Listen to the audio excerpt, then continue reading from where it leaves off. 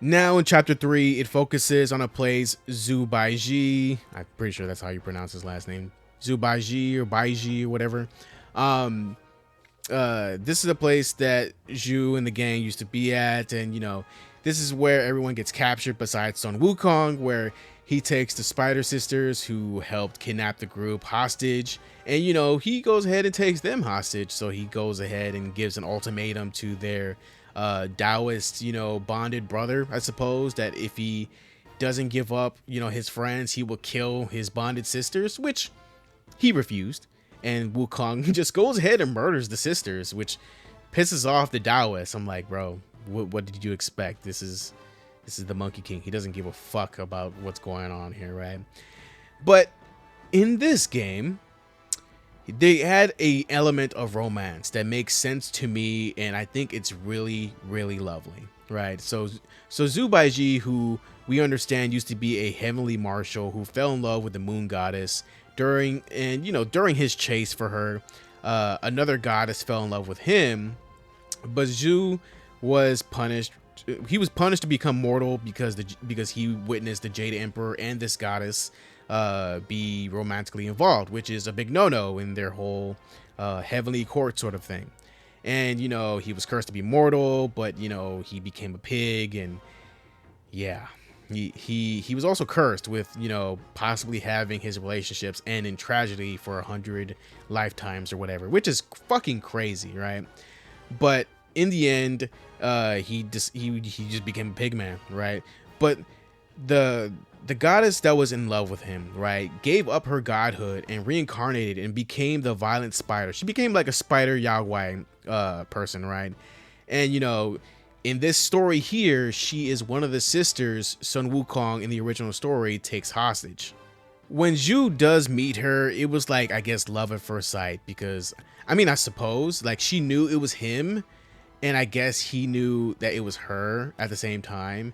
And how they met was that they were all in the bath, and Zhu wants to be a little pervert, turn himself into a fish. And, he's swimming in the water with them. And when they lock eyes, the violent spider and Zhu, they recognize each other, and they sort of like fall in love. However, when everything was resolved with the Taoist brother, and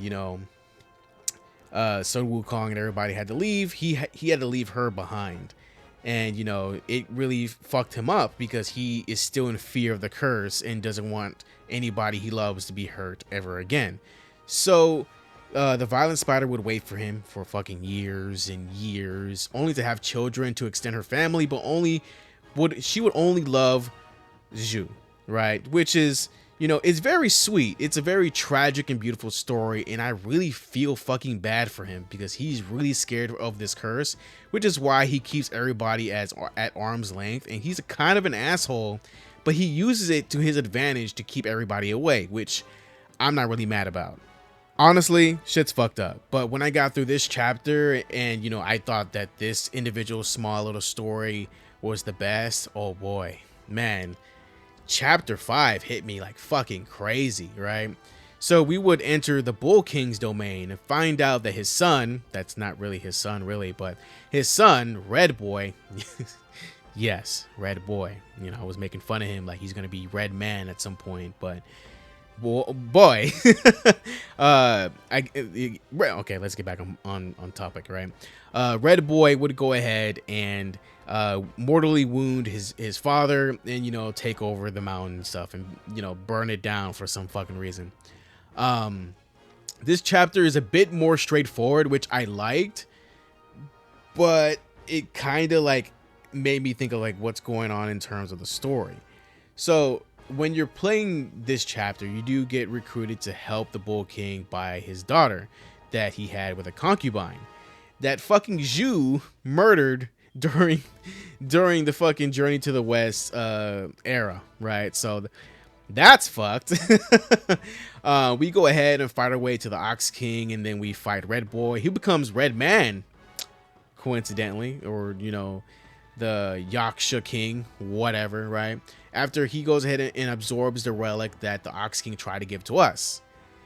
I beat his ass in like 5 tries or something. He was kind of annoying with his shit, but the fight was baller though. He was fucking doing some Sephiroth shit. And this is where a lot of family drama comes out. I'm like, what the fuck? So after you defeat Red Boy, like his mom and the dad starts pleading for you to let the son go and you can take her fan potentially. But Red Boy, being a little shit that he is, wanting to be defiant till his last breath, kills himself because he didn't want to kneel to nobody, which, understandably causes the parents to grieve. This is where we go ahead and get a cinematic of the Bull King's 3 mistakes, right? His first mistake was when he joined Sun Wukong to challenge Heaven, losing, getting his ass beat, and his family getting punished for this, and his wife being forced to drink from the river of childbirth, right? The river of birthing, which caused her to get pregnant with Red Boy, which is weird, right? I mean, like, it's not that weird, I suppose, but it's just weird. I mean, like, what's mythology without some weirdness in it, right? But yeah, this is Red Boy here that we defeated, who at some point, it is also explained in this same little part here in the animation that Red Boy wanted Sun Wukong's relic so he can use it to, take revenge on Heaven. And Bull King is like, no, I don't know what you're trying to do, bro, but we already tried this shit. I'm not trying to get my ass beat. I'm not trying to get punished for some shit. So he was trying to prevent his son from falling into the same cycle as him and Sun Wukong, which, later caused him to rebel against him and, him dying by my hand. But, whatever, right? All water under the bridge for now. The Bull King's next mistake was fighting Sun Wukong and Tang when they arrived in his territory after, a big old commotion happened when, they just simply wanted to borrow his wife's fan, which, she was fine with. But Red Boy came up and just fucked everything up. And then, for the love of God, Zhu, what the fuck? Kills, the concubine of the Bull King, which pissed him off and caused a whole ruckus. Deities, even Neza had to come down and cut off his head to calm him down. And this is where Sun Wukong comes up to him and says, hey, beings like them can only go ahead and get freedom from, trying to play their game and, attain Buddhism and enlightenment and, be able to be free, which later on Sun Wukong would later find out would be wrong. And, we'll get to that. We'll get to that. So, yes, the Bull King's third mistake now that we're on that, was that at the beginning of the game, he was there when Sun Wukong was killed, right? And the Bull King sided with the court against him. He went towards a defeated Sun Wukong during this battle, who told him that he made another mistake, his third one, by taking the court's side, as, they are beings that that Sun Wukong recognizes that the court wants to control and, wants to control like everything about them. But, Wukong, who did not like this, he did not like the restriction and the life of a Buddha, and, he left it, and, he wanted to be free, and, they hunted him down for it. And he told the Bull King that essentially beings like them are a transgression just by being, just by living. And, he would rather go ahead and die this way than, suffer, being controlled by them at this point. So he said, fuck it, right? I'm just going to go ahead and die and, reincarnate and, not be under their control in this way anymore. By this point in the story, I was just utterly amazed. Like, this story is so fucking amazing, so great, so goddamn deep and detailed. I just fucking love every bit of it. At this point in the game, I was like, what the fuck? I have one more chapter. What else are they going to throw at me, right? And, just seeing the relationship of Wukong and the Bull King was just incredible to see and witness. And it's just great. It's just great. Through the game, we have noticed, the gods seem to have a dislike for beings like Sun Wukong. And the Bull King, becoming enlightened and joining them in heaven, since, they want to, they want their cake and eat it too sometimes, but it's something they can't, right? Sun Wukong and the Bull King are beings that like to be free, and being, a Buddhist, being, enlightened, and being, given a place in heaven, right? It comes with responsibilities, and these beings like, Sun Wukong and the Bull King don't fuck with it. Specifically Sun Wukong. This is why he rebelled a second time, because he didn't want to go ahead and go through with it. He wants to be free, but he can't. He can't do that because he is tied to all of this now. He is tied to all of this through his entire life, through his own mythology. It's caused him to cycle into this sort of like back and forth between him and heaven, which is a whole situation that we will get to, that he tries to situate himself. Sun Wukong wanted the immortality, power, and freedom while not having to uphold his deity status and core duties, which didn't sit well with many gods who didn't like him in the first place. So that's why they hunted him down and killed him. But he had a plan. He had a plan, Arthur. He had a plan. So in the last chapter, it focuses on bringing Sun Wukong back to life. And you would then fight beings that, he would set up around the map that would have pieces of his own armor. And, personally, I use some of the Ox King's armor and, Wukong's armor because I gotta represent both of them. I fuck with both of them heavily. I love them both. They're both fucking cool. And plus, the Ox King's armor, pretty fucking badass. I'm not gonna lie. I gotta rep them both. I gotta rep them both. But I did use Wukong's polearm, and we do go ahead and release this whole polearm, which is cool. Then when we get to the actual rock where apparently Sun Wukong is stuck in, we actually enter the rock like it's some sort of portal. And we get to see, his memories, and we get to know the truth that Sun Wukong that we all know and heard about and care about is dead for real. But his soul still remained, but due to reincarnation, his new self, us, the nameless monkey, will be an entirely different Sun Wukong if he manages to go ahead and complete the trial that the previous Sun Wukong has set up for him.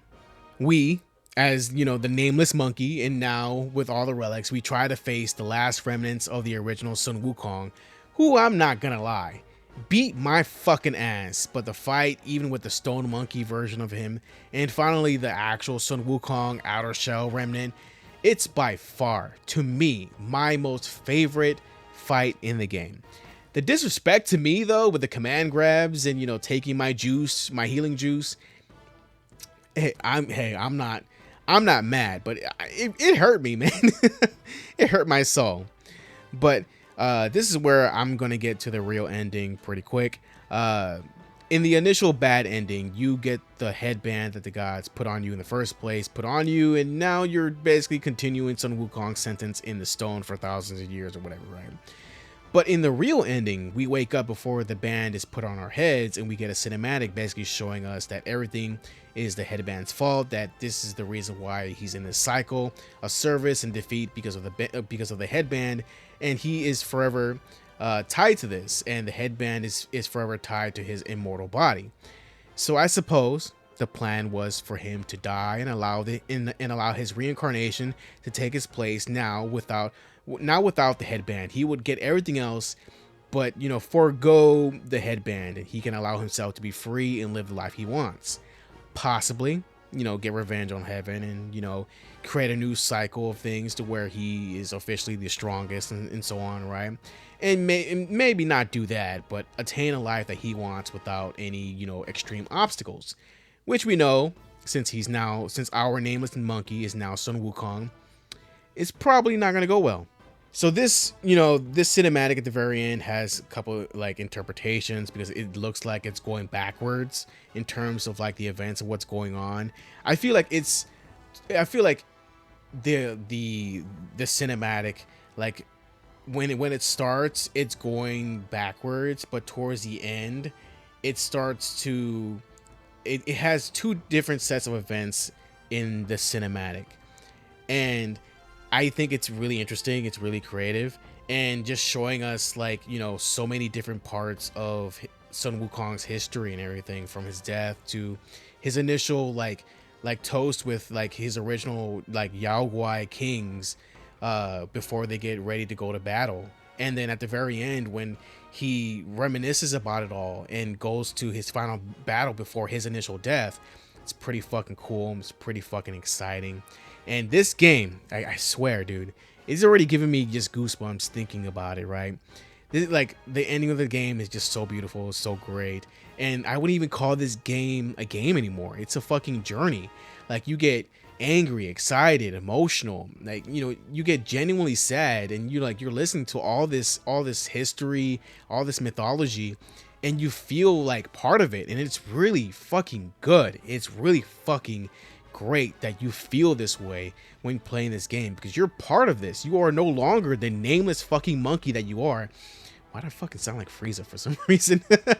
You're no longer the nameless monkey that you are. You are now Sun Wukong, Monkey King, Heaven's Equal.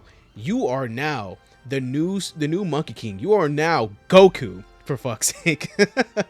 And you are going ahead and you're going to be carving out your new legend, which is fucking amazing. I am already just blown away by this game. Just thinking about it, it makes me want to play more of the game. But god damn it, I gotta play Outlaws and shit. So I'm not really excited for that. But god damn, man, this game was just a whole fucking experience, and I fucking love it. I will say some minor issues I have with it. You know, some of the moves I'm not able to move. Some of the abilities I'm not able to move to certain spots, and you know, some move sets I don't really jive with or anything. But I just probably need more experience and, you know, get good at the game. You know, just do my fucking thing, right? But man, the gameplay so fucking good. It's like I hear a lot of like discussion about if it's Soul-like or not. I feel like it's Souls-esque with like a little bit more emphasis on more, you know, world exploring and stuff like that. Because of course it's the Souls-like. You drink juice, you explore. There's hard bosses and shit like that, right? There's no fucking shot that it's not a Souls-like. Like, come on, it's just a Souls-like in aspects, right? It's not that hard of a game.